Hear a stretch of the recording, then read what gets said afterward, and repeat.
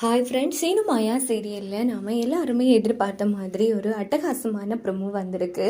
அதை பற்றி தான் அந்த வீடியோவில் பார்க்க போகிறோம். அதுக்கு முன்னாடி நம்ம சேனலை சப்ஸ்கிரைப் பண்ணாதவங்க கீழே இருக்கிற சப்ஸ்கிரைப் பட்டனை கிளிக் பண்ணிவிட்டு பக்கத்தில் இருக்கிற பெல் பட்டனையும் கிளிக் பண்ணிடுங்க.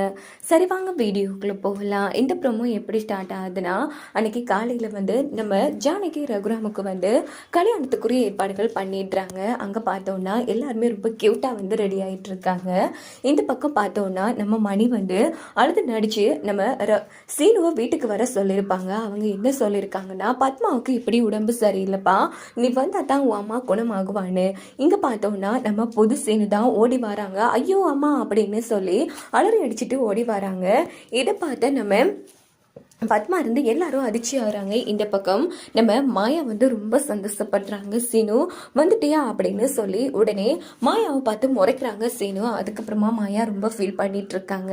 இந்த பக்கம் பார்த்தோம்னா நம்ம சீனு ஓடி அம்மா என்ன ஆச்சுமா, உனக்கு என்ன பிரச்சனை அப்படின்னு போது, டேய் நீ எப்படிடா இங்க உன்னை வரவனான்னு சொன்னல. ஐயோ அம்மா, உனக்கு உடம்பு சரியில்லைன்னு அப்பா சொன்னாரே அப்படின்னு போது, என்னது எனக்கு உடம்பு சரியில்லையா அப்படின்னா உன்னை இங்க வரவழைச்சது உன் அப்பா தானா அப்படின்னு கேட்குறாங்க நம்ம பத்மா. ஆமாம்மா, உனக்கு உடம்பு சரியில்லைன்னு சொன்னாருமா, அதான் நான் அடிச்சு பிடிச்சி ஓடி வந்திருக்கேன் அப்படின்னு போதும். இங்க பாரு, உன் அப்பா உன்னை இங்க திட்டம் போட்டு வரவழைச்சிருக்காருடா, உன்னை வர வைக்கிறதுக்காக தான் இப்படி ஒரு திட்டமே போட்டிருக்காரு அப்படின்னதும், அப்பா ஏப்பா இப்படி பண்ணேன், இங்க பாருடா, உன் அத்தை மாமா உன்னை எவ்வளவு அன்பு பாசமா வளர்த்தாங்க, அவங்களோட கல்யாண நாளை கொண்டாடுறதுக்கு நீ இல்லைன்னா எப்படிடா, அதனாலதான் நீ எப்படியும் சொன்னா உன் அம்மா பேச்சை கேட்டுட்டு வராம நின்றுவேன்னு இப்படி ஒரு குண்டை தூக்கி போட்டேன் அப்படின்னதும், இங்க பாருப்பா அதான் வந்துட்டல, இந்த நிகழ்ச்சியில கலந்துக்கோ அப்படின்னு ரமணி பாட்டி சொன்னதும் இந்த பக்கம் சீனுவை பார்த்து மாயா சிரிக்கிறாங்க. சீனு மாயாவை பார்த்து முறைக்கிறாங்க.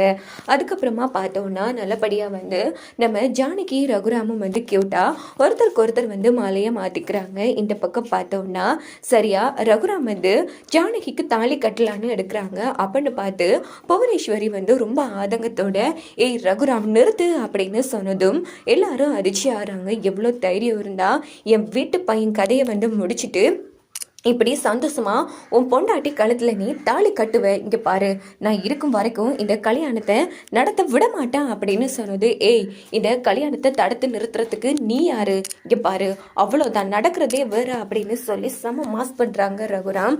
ஒழுங்கு மரியாதையா இங்கிறது போயிடு அப்படின்னு சொல்லும் போது புவனேஸ்வரியால என்ன பண்றேன்னு புரியல. உடனே வேற வழி இல்லாம அவங்களும் அங்கிருந்து கிளம்புறாங்க. இந்த பக்கம் பார்த்தோம்னா ஒட்டுமொத்த குடும்பமும் ரொம்ப சந்தோஷமா இருக்காங்க. ஏன்னா ரகுராம் புவனேஸ்வரியா அவ்வளோ அசிங்கப்படுத்தி திட்டி வீட்டை விட்டே துரத்திட்டாங்க அப்படின்னு. அதுக்கப்புறமா பார்த்தோன்னா, சரிப்பா ரகு அவகிடக்கா பைத்தியம், இங்க பாரு நல்ல நேரம் முடிய போகுதுப்பா, நீ தாலியை கட்டு அப்படின்னு சொன்னதும் இந்த பக்கம் பார்த்தோன்னா நல்லபடியா ரகுராம் நம்ம ஜானகி கழுத்துல தாலி கட்டி முடிச்சிடுறாங்க. இதோட பார்த்தோன்னா இந்த ப்ரோமோ முடிச்சிருது.